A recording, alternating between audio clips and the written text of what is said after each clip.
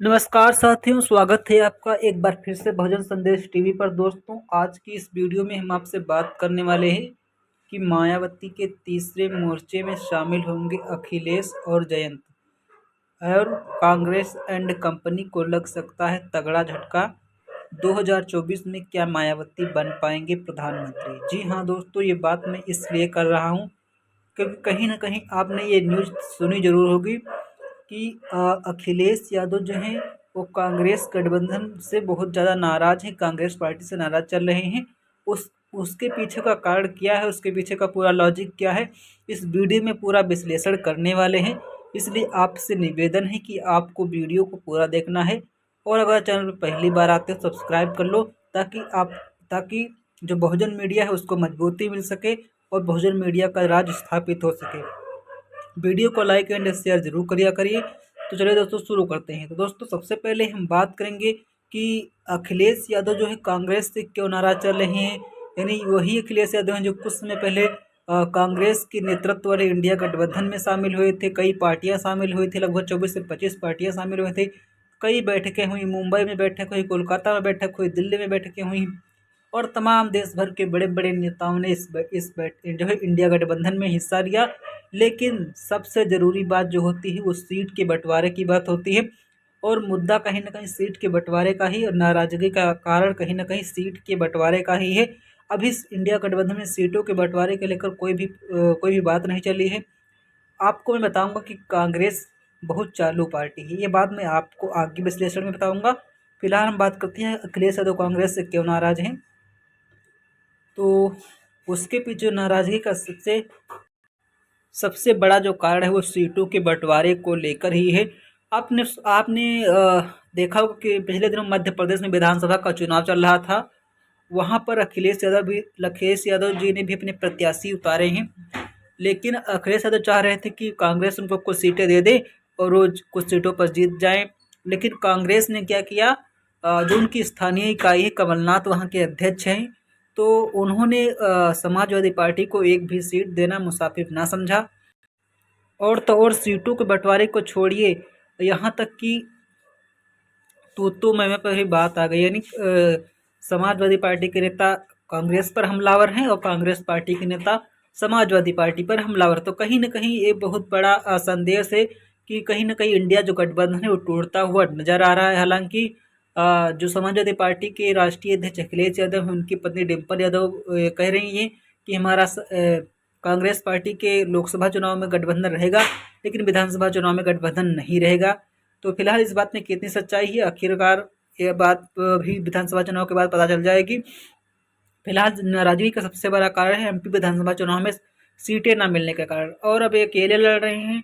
Congress party को कितना नुकसान होगा ये तो हम नहीं बता सकते, लेकिन एक दो सीटों पर फर्क जरूर रखती है समाजवादी पार्टी, लेकिन ज़्यादा सीटों पर समाजवादी पार्टी वहाँ पर मध्य प्रदेश में कोई भी प्रभाव नहीं होता है। इसीलिए कांग्रेस पार्टी ने इनको सीटें देना मुसाफिर न समझा। आगे बात करेंगे नए गठबंधन में कौन होगा शामिल।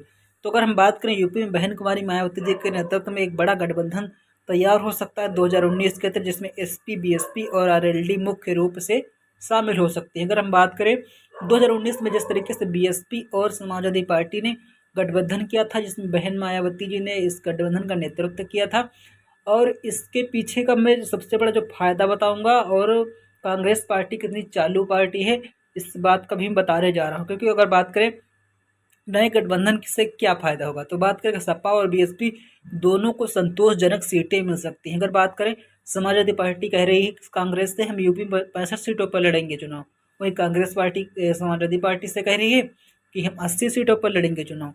तो कहीं ना कहीं सीटिंग का जो बंटवारे का खटास है वो दोनों ही पार्टियों पर को लेकर हमलावर हैं। अगर बात करें एसपी बीएसपी गठबंधन होता तो दोनों ही पार्टियों को संतोषजनक सीटें मिल जाएंगी, और दोनों ही पार्टियां उत्तर प्रदेश में काफ़ी ज़्यादा प्रभाव रखती हैं। कांग्रेस पार्टी का उत्तर प्रदेश में कोई इतना ज़्यादा प्रभाव तो है नहीं, लेकिन समाजवादी पार्टी अगर बहुजन समाज पार्टी अगर 2019 की तरह साथ में जाते हैं, दोनों को सम्मानजनक सीटें भी मिल सकती हैं, और जो सीट बंटवारे का जो लफड़ा है वो नहीं फंसेगा। और इसके अलावा एमपी, राजस्थान और अन्य राज्यों में बीएसपी को सीटें कांग्रेस नहीं दे सकती है। अगर बात करें, अगर बहन मायावती अगर कांग्रेस गठबंधन में जाती हैं तो उनको जो है कांग्रेस बड़ी चालू पार्टी, उन्हें राजस्थान हो गया, मध्य प्रदेश हो गया, हरियाणा हो गया, इन राज्यों में बीएसपी कितनी मजबूत पार्टी है, लेकिन वहाँ पर उन्हें सीट नहीं देगी। और यही कहीं न कहीं यह बात जो बहन मायावती जी को पहले ही पता चल गई थी, इसलिए उन्होंने इस गठबंधन से पहले ही जाने से मना कर दिया था। लेकिन अखिलेश यादव इस गठबंधन में कैसे फंस गए, अब तो आपको पता ही हो गया होगा। और कहीं न कहीं अखिलेश यादव पछता रहे हैं कि हम उस गठबंधन में गए, हमें कोई फ़ायदा भी नहीं मिला। और तो और अ, अगर बात करें बीएसपी और एसपी दोनों साथ आ जाते हैं तो दोनों को सम्मानजनक सीटें मिल जाती हैं। और बीएसपी कहीं न कहीं अन्य राज्यों में भी अपने उम्मीदवार खड़े करने के लिए दावेदारी पेश कर सकती है। और कहीं न कहीं जो बहन मायावती का जो जो अ, प्रधानमंत्री बनने का जो रास्ता है वो कहीं न कहीं साफ हो जाएगा और कहीं नहीं शामिल हो सकती है, 2-3 सीट उसे भी मिल सकती हैं। लेकिन ये तो आने वाला समय बताएगा कि इन दोनों यानी आने वाला गठबंधन होगा या फिर इंडिया गठबंधन से ही काम चलेगा। फिलहाल स्थिति तो साफ है, बहन मायावती जी ने पहले कह दिया कि हम किसी के साथ गठबंधन में नहीं जाएँगे। लेकिन उन्होंने एक बात ज़रूर कही थी कि हम गठबंधन पर विधानसभा चुनाव के बाद, यानी 3 जो 5 राज्यों के विधानसभा चुनाव हैं, उनके बाद जो है गठबंधन पर विचार ज़रूर करेंगे।